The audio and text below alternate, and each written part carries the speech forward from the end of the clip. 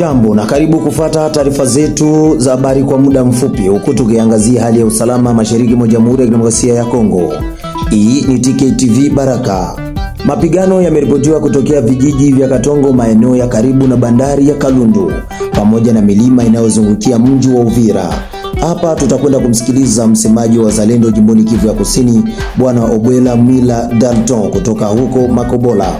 Hata hivyo, mpendwa mtazamaji, tutakuwa na taarifa zingine ambazo zinakwenda kusema kwamba mwanzo wa muhula wa pili wa masomo unaosuasua katika jimbo la elimu jimboni Kivu ya Kusini ya pili, mashariki mwa Jamhuri ya Kidemokrasia ya Kongo. Sababu kuu ni hali ya usalama inayoendelea kuzorota kufuatia uasi wa kundi la AFC M23, hali inayozidi kueneza hofu miongoni mwa jamii ya eneo hilo.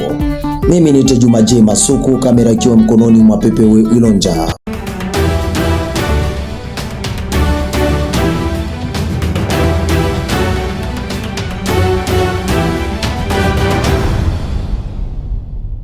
Habari kamili. Mwanzo wa muhula wa pili wa masomo unaosuasua katika jimbo la elimu jimboni Kivu ya Kusini ya pili, mashariki mwa Jamhuri ya Kidemokrasia ya Kongo. Sababu kuu ni hali ya usalama inayoendelea kuzorota kufuatia uasi wa kundi la AFC M23, hali inayozidi kueneza hofu miongoni mwa jamii ya eneo hilo. Kwa kuhofia usalama wa watoto wao, wazazi wengi wameamua kuwazuia watoto wao kwenda shule. Tangu tariki 6 Januari mwaka 2026, shule kadhaa bado hazijafunguliwa kutokana na kukosekana kwa wanafunzi, licha ya wito wa mara kwa mara uliotolewa na mamlaka za elimu kuhimiza kurejea kwa masomo.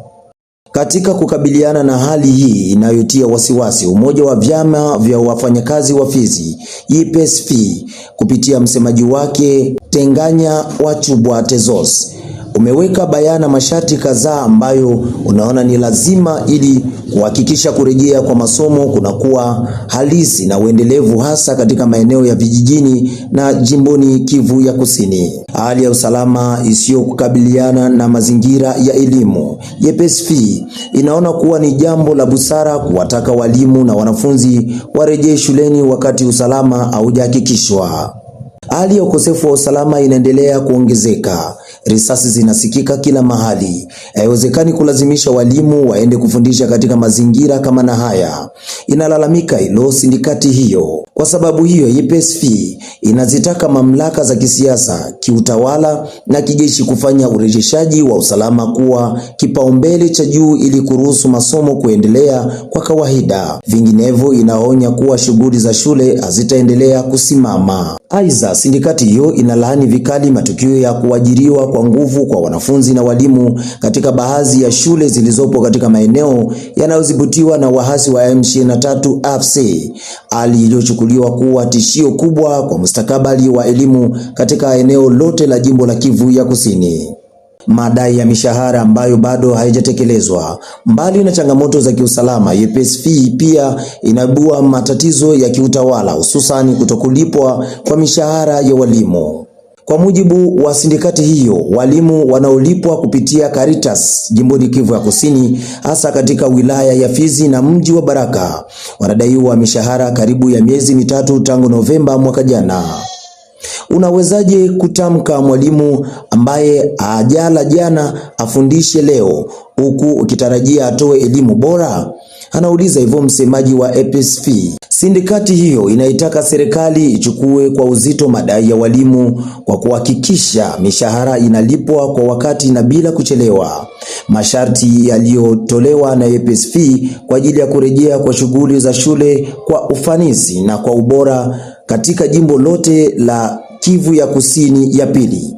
IPSF inaweka masharti yafuatayo: kurejeshwa na kudumishwa kwa usalama katika maeneo yote husika, kulipwa kwa mishahara yote ya nyuma ambao walimu hawajapata, kulipwa mishahara kwa wakati na utaratibu wa kudumu. Bila kutekelezwa kwa masharti haya, IPSF inahitimisha kuwa itakuwa ni vigumu au hata itowezekana kuhakikisha mwanzo halisi wa masomo na utoaji wa elimu bora katika jimbo lote la Kusini ya pili. Tumalize taarifa zetu za habari na habari zitokako huko shamba la vita Makobola, Katongo na Kigongo pamoja na bandari ya Kalundu.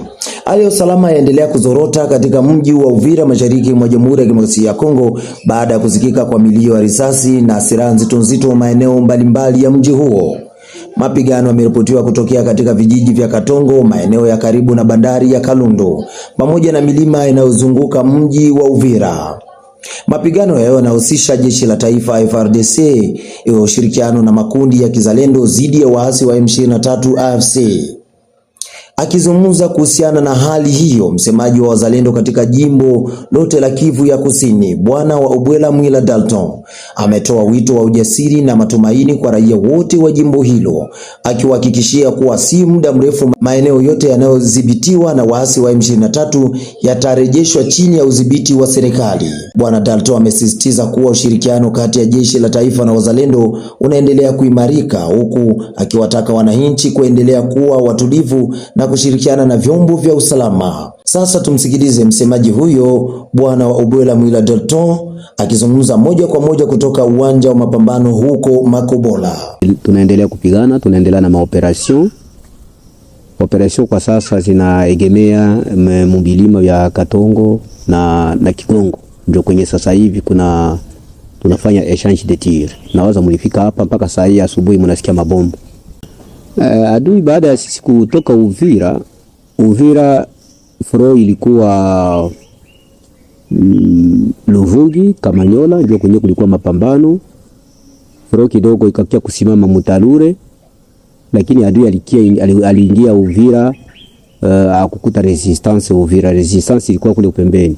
Na wakati tulitoka Uvira sisi tulikuja kusimama hapa Makobola.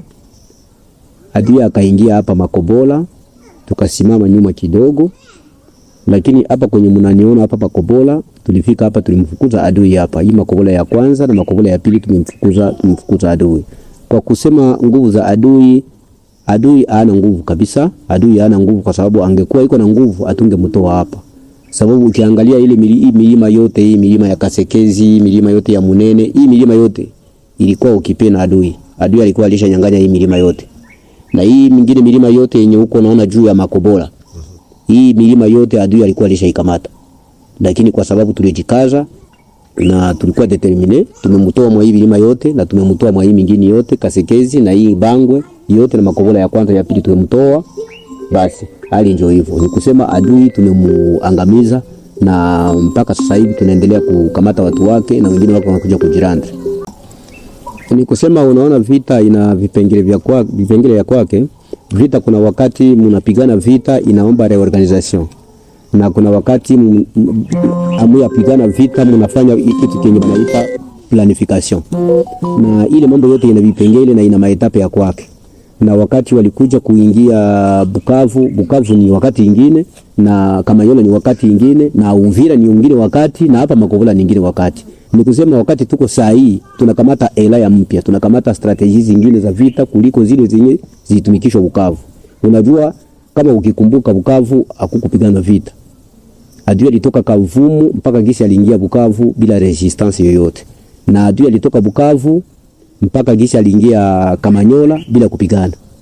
Ni kusema hapa sasa nakuta kibambazi, ni kusema kuko mabadiliko fulani ya kivita ambayo iko na inaonekana na wewe pekee unaona macho yako.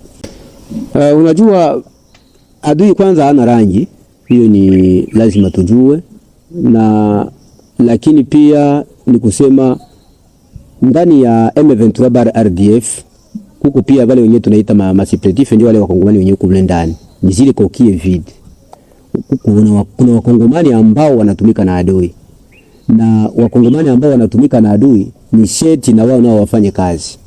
Lakini kusema munivo yetu sisi kama vile wazalendo au sisi kama vile viongozi, sisi ni vibambazi kabisa.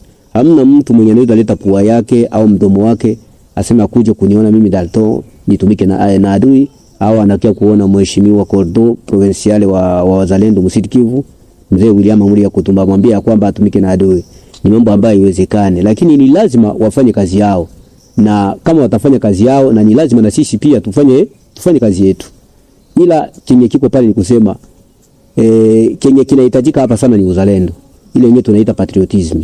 Ndio yenyewe inahitajika zaidi sana. Sababu napenda nikwambie hii vita haiko vita ya Rais Tshisekedi, ni vita ya nchi yetu. Vita inakuja kuvamia nchi, haikukuja kuvamia Rais Tshisekedi. Na kama ni nchi ndio inavamiwa, ni lazima wananchi wote wahusike. Wakiwaambia ya kwamba sisi tunateseka na njaa, wanadanganya. Askari tunakula vizuri, wazalendo wote wanakula vizuri, tuko pamoja na FARDC, sababu nilikuambia ni aferi ya nchi, na kama ni aferi ya nchi haiko aferi ya FARDC. Nchi haiko nchi ya FARDC peke yao, wala nchi haiko nchi ya serikali, nchi ni ya Wakongomani.